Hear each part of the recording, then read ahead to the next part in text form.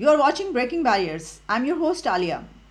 मैं आपके सामने आज का एक बड़ा अहम वाक़या, बड़ी अहम खबर रखे देती हूँ। पहले मैंने सोचा कि इसके ऊपर प्रोग्राम किया जाए या ना किया जाए, लेकिन क्योंकि फिर इसमें ना सिर्फ ये कि इंडिया, चाइना और ईरान का नाम है, बल्कि इसके साथ पाकिस्तान का नाम भी आ रहा है, तो फिर हमने कहा कि चलें इसके ऊपर एक प्रोग्राम किए लेते हैं। ख़बर एक अलार्मिंग न्यूज़ थी। ये खबर सुनते ही सब अलर्ट हो गए कि देखो अब क्या हो। लेकिन ये बहुत अच्छा हुआ कि फॉर्चुनेटली वैसी कोई सिचुएशन देखने को नहीं मिली जो इस तरह के किसी वाक़ये में लोग सोच रहे होते हैं। ख़बर ये थी कि ईरान से एक फ़्लाइट उड़ती है और वो जब इंडियन एयर स्पेस पर पहुंचती है, यानी दिल्ली के ऊपर, तो वहाँ पर उनको पता ये चलता है, दिल्ली कंट्रोल टावर में ये बताया जाता है कि इसमें बम है। और बम की इतला सुनते ही फिर टॉक शुरू होती है और उसके बाद उनको ये ऑफ़र की जाती है कि वो लैंड कर सकते हैं। फिर वो लैंड नहीं करते। ये सब क्या हुआ, इसकी डिटेल्स क्या हैं, मैं आपके सामने रखे देती हूँ, क्योंकि बात ये कही जा रही है कि इंडिया के कई मीडिया आउटलेट ये कहते हुए दिखाई दे रहे हैं कि जो बम की इतला दी गई थी वो लाहौर एटीसी से दी गई थी, दिल्ली एटीसी को। तो बात कर लेते हैं जो पाकिस्तान है। वैसे तो इंटरनेशनल मीडिया, रॉयटर्स, ब्लूमबर्ग और इंडियन मीडिया तमाम इसको रिपोर्ट कर रहा है। पाकिस्तान में भी इसको मीडिया रिपोर्ट कर रहा है। जियो न्यूज़ पर मुझे ये खबर मिली, लेकिन इसके बारे में अभी तक कोई इतला नहीं मिली कि क्या पाकिस्तान की तरफ से कोई इतला दी गई थी। लेकिन पहले इस पर हम बात किए लेते हैं। और ख़बर यह है कि bomb threat on board Iranian plane over Indian air space triggers alert, IAF jets scrambled from Punjab Jodhpur. और बताया जा रहा है कि Indian air force fighters jets were scramble to intercept a foreign aircraft with its origin in Iran that was moving towards the New Delhi air space. और फिर according to sources, inputs were received by security agencies in Delhi about the possibility of a bomb on board, which triggered an alert and permission to the plane. इसके लिए फिर ये बातचीत शुरू होती है कि आप कहाँ पे लैंड कर सकते हैं, कहाँ पर नहीं कर सकते। अब देखें, हुआ कुछ यूँ है कि the plane was on its way from Tehran Iran to China.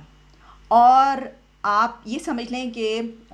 जो फ़्लाइट है वो पाकिस्तान के इस तरफ से होती हुई जब वो इंडिया के पंजाब, हरियाणा वहाँ से गुज़रती हुई वो आगे बढ़ी है, और उसके बाद जब वो उस एयर स्पेस में पहुँची है दिल्ली के ऊपर, तो फिर उस वक्त ये इत्तला मिलती है दिल्ली एयर कंट्रोल टावर को कि इसमें बम है। और ये बात कही जा रही है कि ये जो ATC दिल्ली को ये इंफॉर्मेशन पहुँचाई जाती है लाहौर ATC से, लाहौर कंट्रोल टावर से। अब जिस तरह मैंने कहा कि मैं देख रही थी कि पाकिस्तान मीडिया में इसके हवाले से कोई है, ये तो है कि ये खबर है, लेकिन उसमें ये नहीं बताया जा रहा कि इस तरफ से इन्फॉर्मेशन गई है या नहीं गई। लेकिन उसके बाद फिर इसकी डिटेल्स ये हैं कि जब ये खबर मिल जाती है तो उसके साथ ही वहाँ पर जो उनके एयरफोर्स के एयरक्राफ्ट्स हैं, जेट्स, उनको फिर बाकायदा स्क्रैम्बल किया जाता है पंजाब में और जगह। और फिर ये कि वो जहाज़ को घेरे में ले लेते हैं और उसके बाद फिर टॉक शुरू होती है और उसमें फिर ये बात कही जाती है कि अगर ऐसा है तो फिर लैंड करने का अगर आपका है कि भाई अगर कोई कैप्टन या जो भी पायलट है या उस कंट्री की एयरलाइन ये चाहती है कि हमारा ये फ़्लाइट यहाँ पर लैंड करे इस कंट्री में, क्योंकि हमारे साथ ये प्रॉब्लम हो गई है, तो वो इजाज़त मांगते हैं कि जनाब इजाज़त दें। तो जब ये बात की गई तो वो ये चाह रहे थे कि वो दिल्ली में ही लैंड करें, वहीं एयरपोर्ट पे। लेकिन यही नज़र आ रहा है कि उनको ये कहा गया कि नहीं, दिल्ली में आप लैंड नहीं कर सकते, लेकिन हम आपको जोधपुर एयरपोर्ट जो है वहाँ पर जाकर आप लैंड कर सकते हैं। उनको ये ऑफ़र की गई। अच्छा, इसी के साथ फिर उनको उस तरफ जो ले जाया गया, तो जो एयर जेट्स थे वो उनकी पूरी उसको सिक्योरिटी सेफ्टी के साथ जहाज़ को आखिर तक लेकर गए हैं। इसके साथ ये कि जब उनका जवाब आया तो ये था कि नहीं, वो किसी और जगह पर लैंड नहीं करना चाहती। यानी पायलट का ये कहना था कि वो लैंड नहीं करना चाहता और वो अपनी परवाज़ जारी रखेगा। लेकिन उसने लैंड करने के लिए ये बात कही जा रही है कि बाकायदा सर्कल्स लिए हैं, सर्कल्स लगाता रहा वो, और उसने अपनी कोशिश ये की कि वो वहाँ पर लैंड कर जाए। तो ये इसी मेरा ख्याल है कि ये जो बात कही जा रही है कि फिर एयरफोर्स जेट्स जो हैं वो आ गए और उन्होंने उसको अपनी उसमें ले लिया, घेरे में ले लिया, शायद इसी वजह से, क्योंकि अगर कोई ऐसी सिचुएशन हो तो फिर उस सिचुएशन में कुछ भी हो सकता है। आपको तो नहीं पता कि क्या चल रहा है। इसकी वजह ये कि आप ये पहले से नहीं जान सकते कि जो आपको इतला मिली है वो स्पेसिफाइड है या अनस्पेसिफाइड है। वो बिल्कुल ऑथेंटिक भी हो सकती है, और उसके अंदर फ़र्ज़ करें कि अगर किसी के पास बम है तो फिर उस फ्लाइट के साथ क्या होगा, और अगर जिस मुल्क की एयर स्पेस में वो होगा तो उसको वो तो बहुत ज़्यादा उस पर मुतासरा मुल्क होगा, फिर उसमें क्या क्या कुछ हो सकता है, उसमें जाने के बजाय हम इसके ऊपर रहते हैं कि वो उन्होंने वो जो पायलट है उसको क्या महान एयरलाइन यानी उनकी ईरान की तरफ से, उनके कंट्री की तरफ से, उनकी एयरलाइन की तरफ से ये कहा गया कि नहीं ऐसी कोई बात नहीं है, चेक कर लिया गया है क्या, सारा देख कर चेक करने के बाद उनको बताया गया कि भाई तसल्ली रखें, ऐसा कुछ नहीं है और आपको लैंड करने की ज़रूरत नहीं है, बल्कि आप चलते जाएं और अपनी परवाज़ मुकम्मल करें और चाइना जाके जो है वो आप लैंड करें, ऐसा कुछ कहा गया। इस बारे में कोई हमें मालूमात नहीं। आप ये देखिएगा कि ये सारी इन्फॉर्मेशन जो है ये कल तक अगले चंद घंटों में नज़र आएगी जब पूछा जाएगा। हो सकता है, मुझे नहीं पता इंडिया की तरफ से पूछा जाएगा नहीं पूछा जाएगा कि भाई आपकी एक फ़्लाइट यहाँ पर आती है और ये सारा ड्रामा होता है, तो अब आप हमें बताएं कि क्या था, वो था या नहीं था। और अगर मेरा ख्याल है कि पूछा तो जाएगा, इंक्वायरी तो की जाएगी, लेकिन वो पब्लिक में आती या नहीं आती ये भी देख लेंगे। हो सकता है आ जाए, बता दिया जाए अगले चंद घंटों में कि असल में क्या किस्सा था, क्या हुआ था, गलती से ऐसा हुआ। अच्छा देखें, इसमें जो ये बात कही जा रही है कि अगर लाहौर एटीसी की तरफ से वहाँ पर इतला दी गई, उनको बताया गया दिल्ली एटीसी को, तो फिर यहाँ पर कैसे ये इतला पहुँची और किसने ये इतला दी और किसने ये इन्फॉर्मेशन पहुंचाई कि भाई ये बात है, और क्या सिक्योरिटी पॉइंट ऑफ व्यू से एक हमसाया होने के नाते, एक नेबर कंट्री होने की वजह से पाकिस्तान ने फौरी तौर पर ये इन्फॉर्मेशन जो है वो इंडिया तक पहुंचाई। वैसे तो बात ये है कि ये हम एक लिमिटेड सोच की बात कर रहे हैं कि जी एक हमसा कि कोई भी कंट्री, मेरा ये ख्याल है कि अगर हमसाया कंट्री या कोई भी कंट्री आपकी दोस्ती और दुश्मनी हो, किसी को भी ये इत्तला मिलेगी तो वो उस कंट्री तक ज़रूर पहुंचाएगा कि भाई ये इन्फॉर्मेशन है और आप ये देख लें कि इसको आपने लैंड करने देना या नहीं करने देना। तो क्या वो जो पाकिस्तान की तरफ से इन्फॉर्मेशन गई थी उसकी वजह से लैंड नहीं करने दिया गया उसको, या जो भी है इस बारे में, जिस तरह मैंने कहा कि हम अभी इसलिए तफसील से बात नहीं कर सकते कि ये मुझे पता नहीं है और पाकिस्तान की तरफ से इसके बारे में कोई तफसीलात सामने नहीं आ रही। लेकिन फिर उसके बाद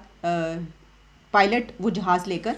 अपनी डेस्टिनेशन की तरफ चल पड़ा, लेकिन उसमें ये भी तफसीलात शामिल हैं कि जो एयर जेट्स थे इंडियन एयरफोर्स की, उन्होंने उसको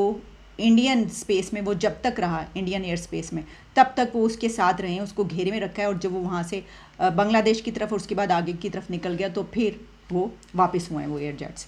ये खबरें हमारे पास इस वक्त पहुंच रही हैं। अब देखें, इस पे अगर हम सारी, मेरे पास जो डिटेल्स थी वो मैंने आप तक पहुंचा दी, अगर हम इसको इस तरीके से देख लें कि दुनिया में ऐसे वाक़यात होते तो अच्छा उसमें होता क्या है कि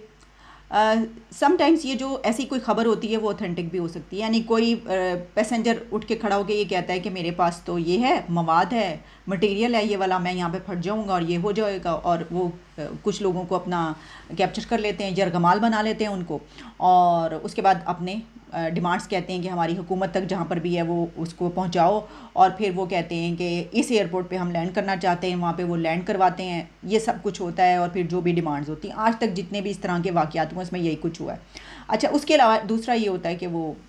यानी कोई गलती होती है और कोई झूठ बोल रहा होता है। अच्छा, ऐसा भी हुआ एक दो मरतबा दुनिया में ऐसे वाक़यात में कि मजाक में, या ये कि कोई आम यानी कोई सेन बंदा था जिसने ये किया और वो गलत था, नहीं वैसी कोई बात ही नहीं थी। तो ये भी बड़ी अजीब बात होती है कि पता कैसे चलता है, यानी कोई बंदा पैसेंजर खुद उठ के कहेगा कि उसके पास है, या ये भी हो सकता है कि एयर होस्टेस या वहाँ पर मौजूद जो क्रू है या जहाज़ के अंदर जो पैसेंजर्स होते हैं उनको कोई ऐसी चीज़ मिलती है कि जी ये ब्रीफ केस है, ये है, इसमें से ये मिला है, ये कैसे पता चलता है। तो ये तो वही लोग बता सकते हैं जो कि अंदर होते हैं, लेकिन कोई भी सूरत हो सकती है, कोई पैसेंजर भी हो सकता है, कोई क्रू जो वो देख ले कि जी ये चीज़ यहाँ पे ये है, इसके अंदर ये हो सकता है, कोई ऐसी आवाज़, वैसे तो फिल्मों में हम ये देखते हैं ना कि टिक टिक टिक की आवाज़ आ रही है तो वो पता चलता है कि इसके अंदर तो बम है, तो वो एकदम से वो हो जाता है। तो क्या ऐसी कोई फिल्मी सिचुएशन भी हो सकती है। अगर पाकिस्तान में हम किसी ऐसे वाक़े की बात करें तो 80s का एक वाक़या है ऐसा, जिसमें ये इल्ज़ाम लगाया जाता है या ये कहा जाता है कि उस वक्त मुर्तज़ा भुट्टो, जो कि जुल्फ़िकार अली भुट्टो के बेटे, बेनज़ीर भुट्टो, मोहतरमा बेनज़ीर भुट्टो के भाई फ़ातिमा भुट्टो और जुल्फ़िकार जूनियर भुट्टो के वालिद साहब थे, मुर्तज़ा भुट्टो, जो कि बेनज़ीर भुट्टो का ही दौर था जिसमें उनके घर के करीब ही उनको कत्ल कर दिया गया था। तो उनके हवाले से एक वाक़या है कि उन्होंने एक हाईजैक किया था एक एयरक्राफ्ट। अच्छा, उसमें ये मालूमात हैं कि क्योंकि अल जुल्फ़िकार एक ऐसी तंजीम थी जो ये कहा जाता था कि मुर्तज़ा भुट्टो और शाहनवाज़ भुट्टो यानी भुट्टो के बेटों ने वो तंजीम बनाई, और ज़िया दौर में जिस वक्त ज़िया की डिक्टेटरशिप थी, क्योंकि ये सब अब बाहर चले गए थे, यानी ये कि जिला वतन हो गए थे, और वहाँ पर ज़िया उनको मरवाने की भी कोशिश कर रहा था। जो मुर्तज़ा भुट्टो हैं वो तो एक अरसे तक, काफ़ी देर तक, काफ़ी साल तक सीरिया में उन्होंने पनाह लिए रखी, असाइलम पे वो वहाँ पर रहे, और उसके बाद फिर वो मुख्तलिफ़ मुल्कों में भी रहे, इस वजह से कि उनको पाकिस्तान आने की इजाज़त नहीं थी, क्योंकि वो जो अल-जुल्फ़िकार की तंजीम ने हाईजैक किया था एक जहाज़, जिसमें उसको करने के बाद ये अपनी डिमांड्स थी कुछ, वो मनवाने की बात की गई थी, और वो वही कहा गया कि गुस्सा था और वो बदला था, वो इंतकाम था जो कि ज़िया दौर में डिक्टेटर ज़ियाउल हक से वो लेना चाहते थे, क्योंकि उन्होंने